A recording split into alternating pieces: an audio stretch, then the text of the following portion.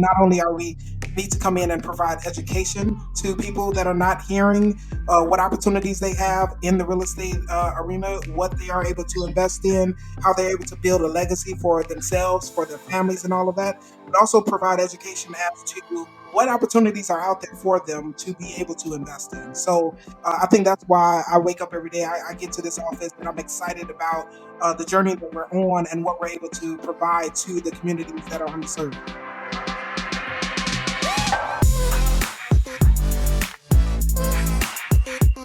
Well, hello there, and welcome to the Color of Money podcast. I am Julia Lachey Israel, here to be your host for today's podcast. But as usual, I am joined by my friends, my brothers in crime, my partners in crime, my co-hosts. We've got Daniel Dixon on this episode. We've got Emerick Peace on this episode. And then today we actually have two other really cool brothers I'd like to introduce y'all to. There is a group of really powerful industry leaders in Chicago who have been doing something pretty amazing. They're opening up a new business center in the south side of Chicago.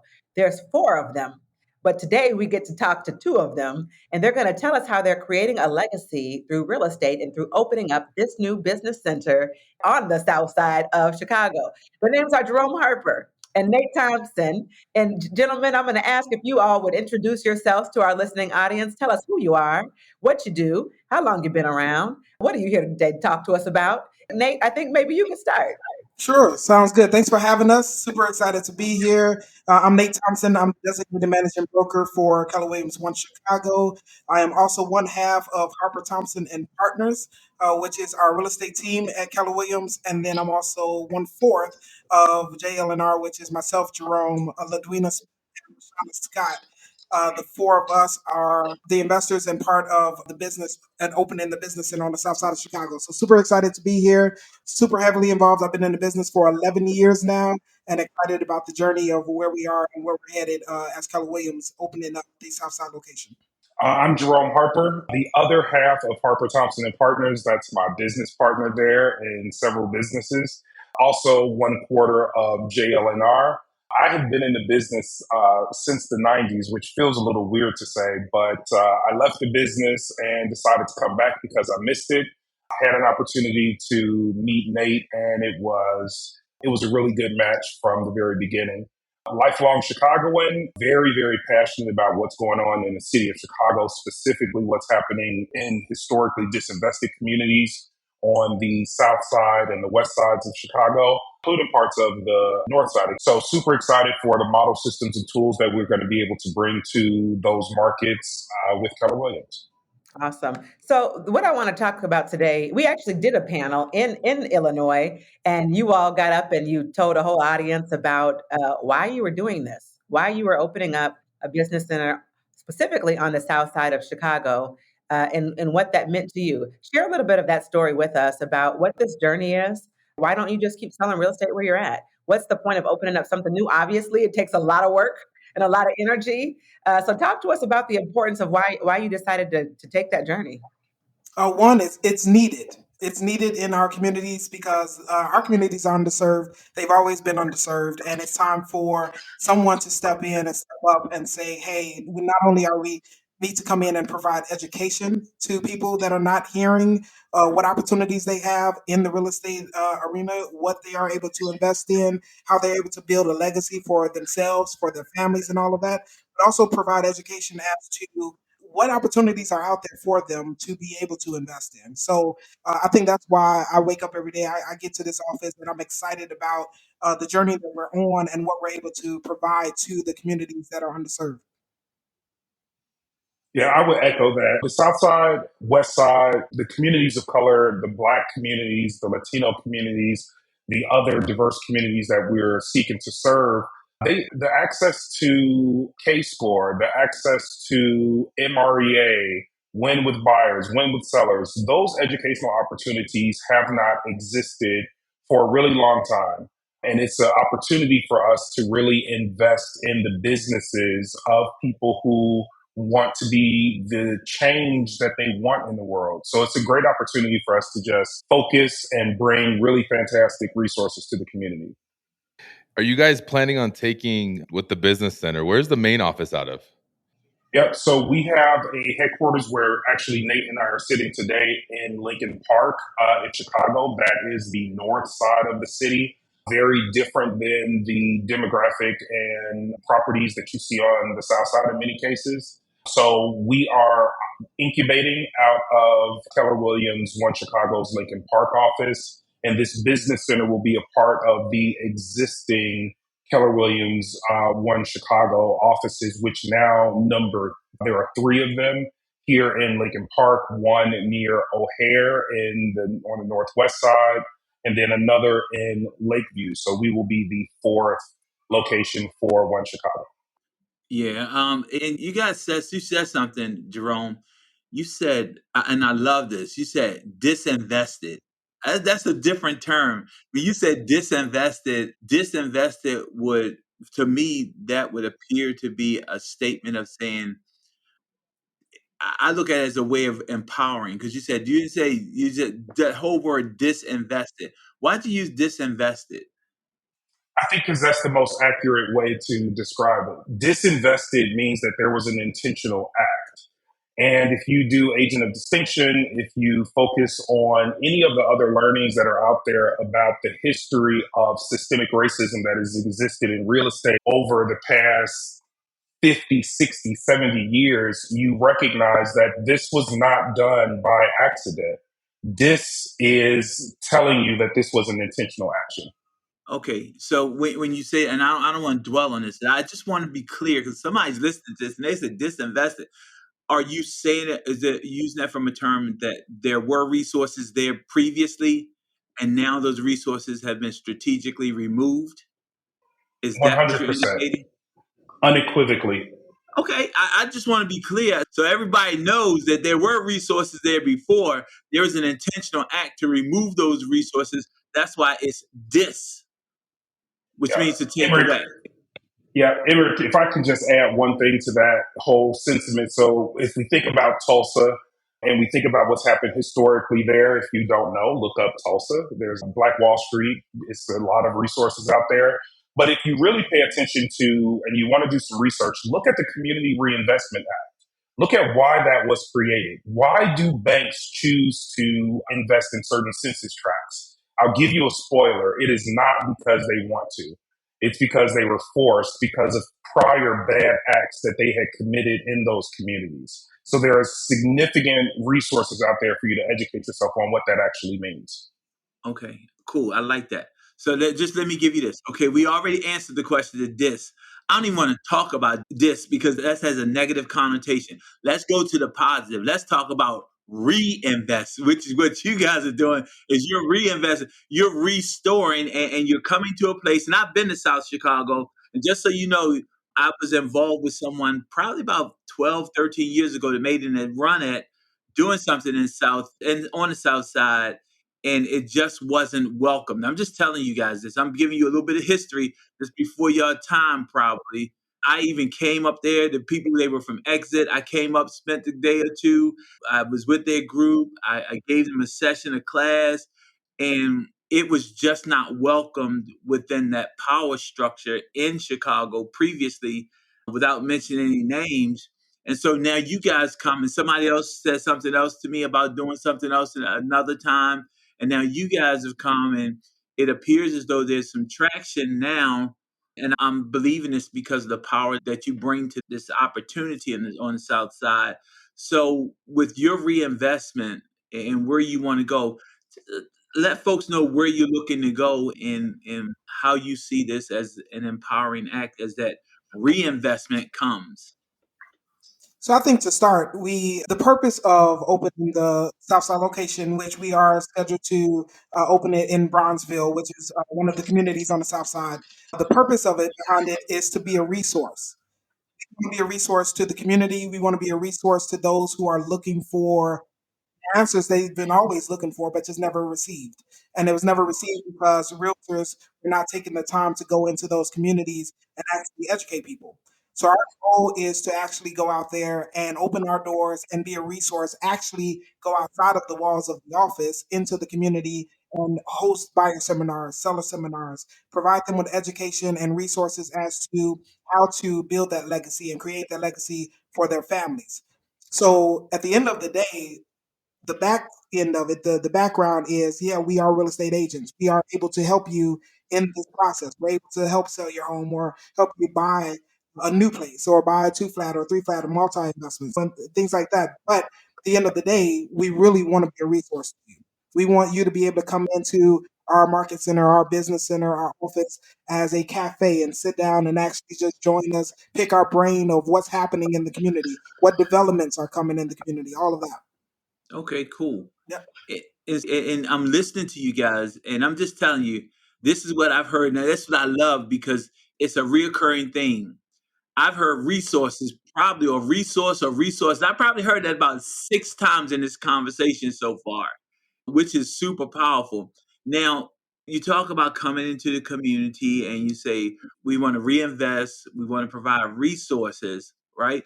And part of this conversation, just so we're clear, it's still business. And so when you're talking about business, there's a thing about making money in business. So the whole idea for me is you can do good and make money at the same time and be a resource to provide different opportunities.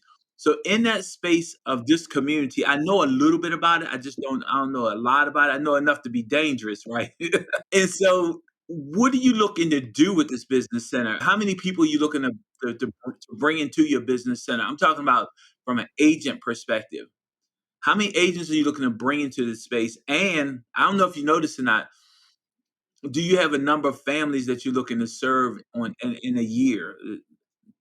Because I'm saying this because I want people to understand the power that your group is bringing to the South Side of Chicago. That's what I want people to really understand.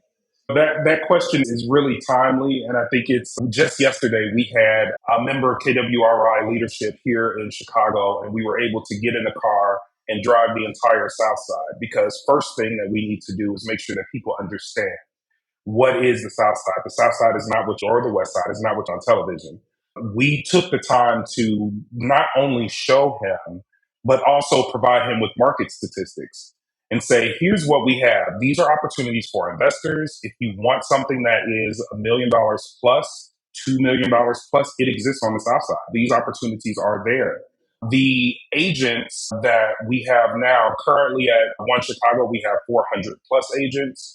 And we have, of those 400, close to 60 that are going to be domiciling out of the Bronzeville location, the South Side location.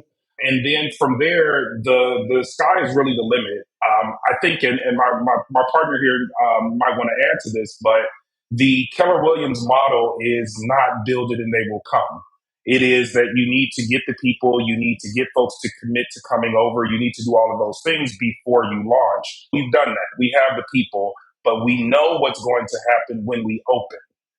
The people are talking about this. We can't tell you how many times we are stopped by people we haven't seen in a long time. They're like, how far away are we? How far away are we from this happening? So I think you're going to see a significant number of people that want to be a part of this movement that we have going on the South Side. As in terms of family served, we haven't looked at it through using that metric. But I think that's something for us to take away from this conversation and say, let's talk about the number of families that we can serve. Okay. You said something, and I like I said, I know enough just to be dangerous. And when you said people South Side of Chicago is not what people see on TV, when I went to South Side of Chicago, I went to a really nice brownstone. It was a 4-level. I remember the block. It was like a beautiful block. It had 10 steps to get up to the door. It was a 4-level. It was a 4-level house. I was like, oh, this ain't what people show you. This the other side. And it's waterfront property. People don't understand that. Hello. It's waterfront property. So I'm excited for you guys. The opportunity is amazing on the South Side of Chicago. It just has to be done. So can I say one thing? I know I'm monopolizing, Julie. You are. I've been trying to say something for a minute. Go ahead. I want you guys to do something. I would really like for you guys to remove 3 words from your vocabulary, and this helped me so much being in a community similar to yours, just not waterfront. Yes, it is waterfront. Use 3 words that you guys said. You said think. I heard think. I heard hope, and I heard need. I'm gonna give you guys some encouragement. Take those 3 words from your vocabulary. There's a difference in thinking and believing, right? Believing is empowering. Hope. If you got a hope you're gonna do it, somebody else is hoping that you're not gonna do it. So it just depends on whose hope is the biggest. And then the other one, need. You don't need anything. With the power in your group, you guys have the ability to do everything that you want to do. So you don't need anything. The universe is giving you everything you need. You just have to figure out how to access it. And if their resources are there, there's no shortage of resources. It's just a shortage of resourcefulness. So just think about just to work on that. Think, hope, and need. You guys are so powerful. You don't require any of those 3 words. It's Good Friday, and Unc is taking us to church. But you did say something. I have been trying to say something, and I'm glad you said what you said, because what I was going to say was you talked about the group being so powerful. So I wanted to talk about, there are 2 very powerful women who are missing from this conversation, and that's LaDuina and Rashauna. But I wanted to talk about what even the power of coming together collectively is and creating that legacy. A lot of times, sometimes people want to do something, but for some reason, in certain communities, I'm not necessarily saying ours, but in certain communities, once you start getting people together, somebody got to be the this and somebody got to be the that. And then it's all, there's some drama gets involved and you can't never go nowhere because somebody did something to something. But in this case, there are the 2 of you and then these 2 wonderful ladies, LaDuina and Rashauna, and you all actually make up a really powerful team. Can you talk to us a little bit about the collaboration of how that came together, or why you even feel like it's necessary? One of y'all could have did it. Nate could have said, I'm doing this project. I'm not telling nobody about it. I know people say, I'm gonna move in silence. I'm gonna move in silence. I ain't gonna tell nobody. I'm gonna do this project by myself. Why didn't you do that instead of saying it's best for the 4 of us to come together and move together as a unit? I'm all about a team to start. I'm all about a team. I think there's power in numbers. And I think that the other 3 that are a part of that team are super powerful. So myself and Jerome, we managed and we co-managed another brokerage coming over to Keller Williams, One Chicago. We were introduced to LaDuina and to Rashauna, who are already instrumental in the works of the Southside location. So what the 4 of us decided to do before we even pressed the gas on anything was decided to get to know each other. We thought it was key for us to sit down at a table and literally lay everything out, be vulnerable, be transparent with each other, share our vision and our goals for what we thought the South Side would look like. And then we wanted to collectively make sure, and we still to this day collectively make sure that we're on the same page. We want to do a check-in. We want to do just figure out, are we okay? Are we good? What's the vision? Is the vision the same? Are we still on the same page as what the vision is? Is the goal the same? So we sit together collectively and make sure that part of it is business and then part of it is building that family. We are building a relationship with each other throughout this entire process. And the harder it gets, the stronger we get together. So that's really what it was for us, is we need to start as a strong front first, because we're going to face hurdles at some point in this process. And when we do, we need to make sure that the 4 of us are together. So that's really been the most powerful thing I think that's come out of this. Is not think, Emerick. I don't think, I know this has been the most powerful thing that has come out of this, is the 4 of us have built a stronger bond together for sure. And could I add, please? We have an opportunity to gush about our sisters. Rashauna and LaDuina are powerhouses. So if you've ever seen Rashauna speak anywhere in the world, she's magnificent. She's a wonderful woman with a business acumen that is very difficult to beat. She's fantastic. And LaDuina was just, I believe, inducted into the Team Leader Hall of Fame. LaDuina's been with Keller Williams for 14 going on 15 years. And she is we call her the CEO. Team leader is fine, but he gets lost in all of the alphabet soup of KW. She is the CEO of this market center. She is a Black woman, and she is at the helm of one of the largest brokerages in the city of Chicago. So I think that I know, Emerick, there we go. I know that we just have one of the most special teams out there. I could go on and on about Nate too, but we are very fortunate to have been introduced to one another. And Nate said it exactly right. We come together, we break bread, and we have conversations, and we do temperature checks. Yeah. I love that. And the reason I bring it up is because I think it's so powerful for us to collaborate in our community. And if we're talking about creating a legacy, there's the old African saying, we use it a lot. You can, if you want to go far, you go together. If you want to go, if you want to go fast, go with, If you Emerick? if you want to go fast, go by yourself. If you want to go far, take others with you. There. And the reason I bring that up too is because also Daniel, whenever I talk about Daniel's business, similarly but different, Daniel has built some collaboration, but his business partners and things are his family. And I always found that to be like, that is really powerful. We're talking about creating a legacy. Most of the time we talk about creating a legacy for our family. And Daniel is creating a legacy through his business with his family. It's a journey. Yeah, I think one thing that sucks inside of our community is we don't lock arms with each other enough, because we are so powerful if we get together. But we have this mindset of, I'll go do my thing, you go do your thing, and we'll almost be in competition rather than collaboration. And I think that what you guys are doing is incredible, because it's going to be a testament to, if we just lock arms and we connect and we collaborate, then look at the success we can have, and the barriers that we can break, and the excitement that we can show everybody else around us. I think it's really impactful. I'm excited. I'm going to say something. I want all of y'all, really, right now, go to KWBREN page and look at my post today. Look at my post today. It's crazy. It's off the chain that we're having this conversation right here. When you go there, you see my Uncle E a message for the day, y'all going to say, okay, that was deep right there. I love it. And Rashauna was in my market center last week. Did y'all know that? We did. Yeah. Yep. And you know what? Yesterday, yeah. It doesn't matter where you are. That's the one thing about when we start talking about locking arms, Daniel. We got to lock arms even across state lines. She wanted to have an event here. We rolled out the red carpet. Here's the space. Get your people here. Do what you have to do, because it's our connectiveness that makes us as strong as we are. And it doesn't matter whether we're in Chicago, whether we're in Upper Marlboro, whether we're in Colorado, whether we're in Minnesota. It's the beautiful thing is that when you can lock arms where you are, and what you all have done in Chicago, I've been watching it. I've been watching it from afar. I'm super excited. My only question is, how can we help? Pray for us. That's the question. You say that? I said pray for us. You know what? That's great. Pray for you is great. But how can we do some work to help you? Because you got a whole lot of people praying for you. You got to have more people doing work. So I just want you guys to know, you guys have you all have a network that's willing to work with you and willing to work for you. Make sure you use that network, because it's here and across the state lines, just so we make sure that we open it up and just being transparent. There are two things that I believe.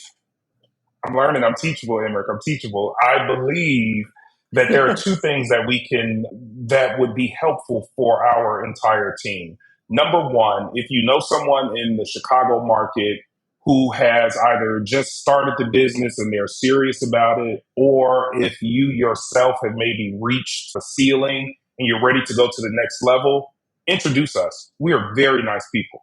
We want to spend time with people, and it's not a recruiting conversation. It is just an introduction.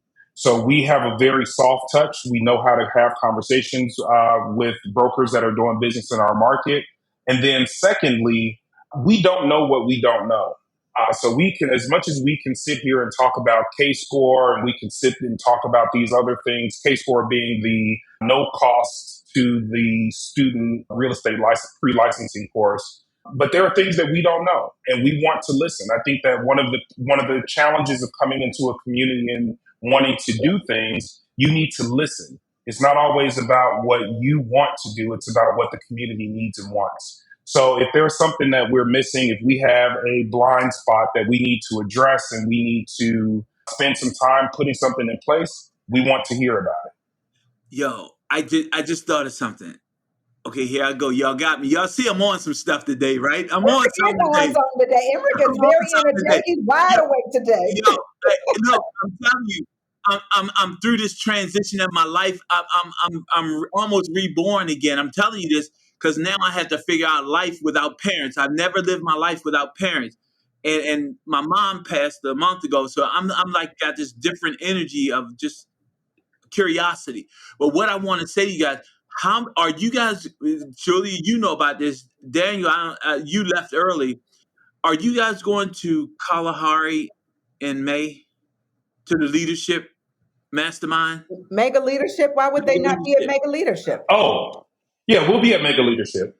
Okay, so I'm gonna put this out there at Mega Leadership. Why don't we get together and just have a mastermind? Right? We all can be in one place at one time. We got the fireside I was chat, gonna say, Julie. don't we do Yeah, that at the we fireside? got the tribe. Yeah, we got the tribal meeting.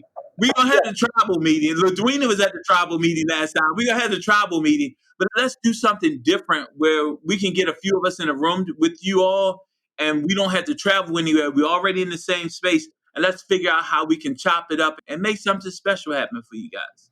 I think the beauty of it, and Emerick, with you even saying mastermind, last week I did an episode with the four brothers about the collaboration over competition. They're not blood brothers, but y'all know what I mean. But about the, and I think there's a lot to be said about that. And I appreciate people who continue to tune in because even though you're not necessarily connected to us, these relationships mean a lot. And even being able to mastermind and have these conversations and call each other mean a lot. Having people in these roles that have done this before, I think part of what's in our community and what I have seen lacking really when we talk about creating a legacy and Emerick, how this frustrates me, sometimes in different group settings or group events, Emerick is the leader. And if Emerick says something, there'll be younger people who they want to argue it, they want to debate it, they want to go a different direction. They know everything, they know better. And it's like people have gone before us. There is something to be said about living. You know what I mean? There's some wisdom that comes with those years. And a lot of times that gray beard that y'all can't see right now. There's some wisdom that comes with that and being able to be a community and together engage in those masterminds, but understanding that there is wisdom being spoken and not necessarily always wanting to do it your own way or wanting to, no, I don't want to do that. Like when we're in a group, if Emmerick's the leader, Emmerick's the leader. That's what he said. And they'd be like, we didn't want to wear that stuff. Oh, I shouldn't go all into our family business, huh, Emerick? We don't be want to do some of the things Emerick says do. But if Emerick's the leader and he's leading us somewhere, you follow that vision, right? And we collectively go together, and it always turns out well, right? So I think even in having these masterminds, really the benefit about creating a legacy and what even that word means. Somebody has gone before us. Somebody's did this before. You all are opening a business center on the south side of Chicago, but somebody's opened a business center before. Somebody's opened a market center before. I called Emerick and Daniel and I said, hey, this is what I'm looking to do. This is the next journey in my leadership. Here's what I think I'm gonna do. What do y'all think? And really getting a lot of advice and learning from each other on these journeys when we start these opening up market centers or business centers or new business ventures or whatever it might be, relying on the resources we have of the wisdom in these mastermind groups. And so I'm saying that because the people who are listening, aside from tuning in and getting to participate by just dropping in and listening, we do have events like Emmerick's referring to the mega leadership event that will be taking place in Texas in a few months here, coming to those and getting into relationship with other people so that when you have something come up, you call and say, hey, Daniel, what do you think about this? Hey, Emerick, what do you think about this? Because none of us is as smart as all of us. And what I've learned on my recent journey of my new chapter is I knew a lot when I started talking to all of y'all, right? If I talk to Uncle Emerick and he gives me some advice, and I talk to Daniel, he gives me some advice, Bo gave me some real big advice. And then all of a sudden people are like, they don't even see me coming because the problem is I know too much. Like, and it's not my own knowledge and it's not my own years that I've lived, but I collectively have the wisdom of other people who have done this. So I love that you said, hey, let's get a mastermind. But even the people who aren't attending, understanding the power of masterminding. Maybe it's not at the same place we're going to, but maybe if you have an idea, or you want to start something, seek out some people who have done it before. Somebody's done it before and get advice and get wisdom and then go into it really with a knowledge of a mind. I think the other piece of that too is we have having a support system that can pick you up when you're down, because not when you start taking these leadership journeys and OPs and market centers and in business centers, like it's not all winning. There's a lot of losses that we take, a lot of lessons that we learn through this journey, and being able to have that support group to say, here's how you pivot. Here's what I learned when I went through that similar kind of thing is really important, because the journey building successful teams is fun. We see a lot of success, and then leading through other agents is it's a different energy, it's a different challenge that you got to go conquer.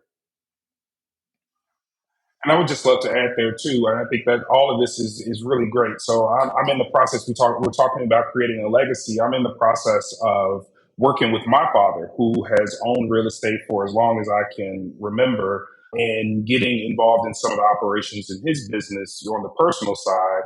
And what I have learned in the wisdom that I've gained from being in the business is that I'm a Gen X, I'm an old Gen X person. So I look at my dad, who is a boomer, and I look and I think, and it's happening now as we have conversations, he has something to add for me to take away. And then I have something to add for him to take away. And I think we have to do a very thoughtful job. And I love this group that's on this episode, because I think we do a very good job at amplifying the voice of young people. But I think there is so much opportunity to make sure that while we have the wisdom, while we have this kind of depth of knowledge, there's also ChatGPT, right? There's also AI. There are also all of these disruptive technologies, because if you were a cab driver back in the early 2000s and you thought you were the best thing going, and some young person told you about Uber, you would say, no, youngster, I've been driving this cab forever. But now look at the price and the value of the medallion that you have on your car, right? So you do have to, I think, amplify the voices of these young people, because they are doing magnificent things. We have Joseph Morris in our office, who is an agent who serves primarily the veteran community. He's a veteran himself, and he's killing it. He's killing it. He's doing things that I would have never thought to do in the business, but he is absolutely crushing it in a market where both of us operate. So amplifying those voices is really super important. I think there's many people to highlight that are coming up in the industry that are we need to look out for. This is the next generation of people that is coming after us that is going to change the game in a significant way and a magnificent way as well. It's going to be incredible to see the journey, because they're doing things differently. They're taking some of the things that we've coached to and we have given advice to, and they're taking it and enhancing that even more. So I'm excited about the future of real estate for sure. Yeah, it's interesting that you guys say this. And what I always look at in that space, and I'm saying this to you opening your business center, is I love the melted, I love the pot. I like the soup, right? Soup is not soup until all of the ingredients meld together and you get that special taste. And that's what I absolutely love about this podcast. I'm a little more mature than the other two hosts and then all of the other hosts. But we all work together, because I'm in one decade, Julia's in another decade, Daniel's in a different decade, Bo and Julia in the same decade. And then when you meld that soup together, and it works. We meld that soup together and all of the flavors come together, and we have something special in this podcast. And I believe it's the same way that you have to do in your market center. There's the basic fundamentals, which comes from someone of my age. Then there's a little more progressive part of the soup that comes from that Julia demographic, and then you just get something out of the box, like fresh and new, when you bring Daniel into the pot. So now we got this soup that just works, and when you start talking about your business center. Really, I want you guys just think about that, because everyone brings value, and I love the new age people, because they have no offense, they just so dumb they don't even know how smart they are, because they bring all kinds of things to the table that you don't even think of, because they're invincible. Well, let me say, I want to say we're using terminology that people may not understand. Okay. We're using business center and market center and all of those differences, and people may not even know what we mean by that. And so I just want to clarify, Keller Williams is a franchised organization. Our franchises we refer to as market centers. Sometimes our market centers can go off and branch off a whole new business and a whole new building and a whole new other space. And we call those business centers, and they're open in a different location with a different set of leadership, and they're attached to their home market center, but they're operating independently as a business center. In addition to that, what we're not talking about is the additional opportunities that exist for other people. Maybe you want to open what we call an IMAO, a mega agent office. Maybe you're like, hey, I'm a big agent, I have a team, and me and my team just want to go and get a space, and we want to do something real cool, and we want to call it Julia Lachey Real Estate Group or whatever. Actually, my team's the Signature Group. Y'all know that. But maybe we want to go off and do a Mayo and do that. So there's also opportunities to do that. So when we talk about creating legacy through real estate, my favorite part, and I say this a lot, is that there are so many different opportunities that real estate brings. You can open up your own market center. We've had people on who did that. We had Gabby and Keisha on talking about actually opening up that market center they opened up in Atlanta. First Black-owned franchise in Atlanta. We have you all on talking about, hey, we opened up a business center. We're opening up a business center on the South Side. And then I'm pretty sure we probably have somebody who has their own mega agent office or wants to do that. These are all opportunities of things you could potentially do to create a legacy in real estate through a number of these different mediums. But I just wanted to clarify the terminology we've been using because we understand that, but maybe some of our listeners are like, what's the business? So gentlemen, any final thoughts in creating this legacy and opening up this new business center on the South Side of Chicago for the people listening that want to build wealth?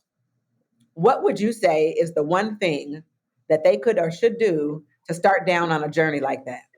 Real estate, and I don't mean that to be trite. Most of us who are real estate brokers, we see the deals before the deals comes to market, or we know the indicators of a good deal. Put yourself in a position that you're able to take those deals down. And if that means you have to partner with someone. But real estate is a fantastic investment. It's a great generator of wealth. And the legacy that you can build for your family using that particular asset class is unmatched. So buy real estate. I think my answer would be understand that your journey and your legacy is your own.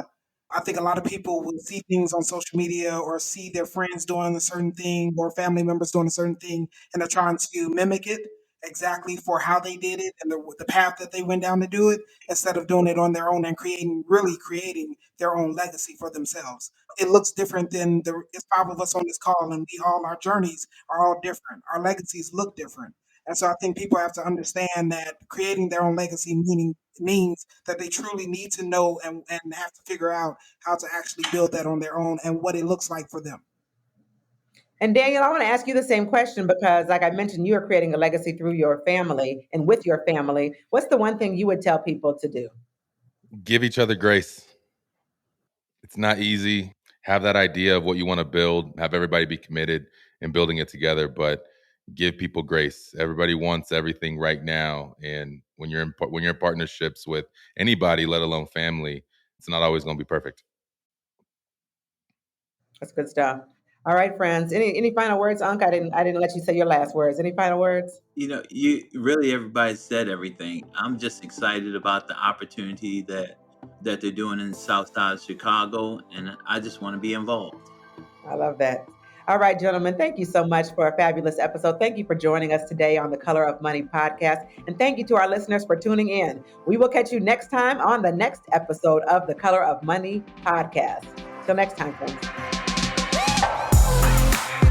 Follow the Color of Money podcast today and get notified when new episodes are released weekly. Be part of this transformative listening experience.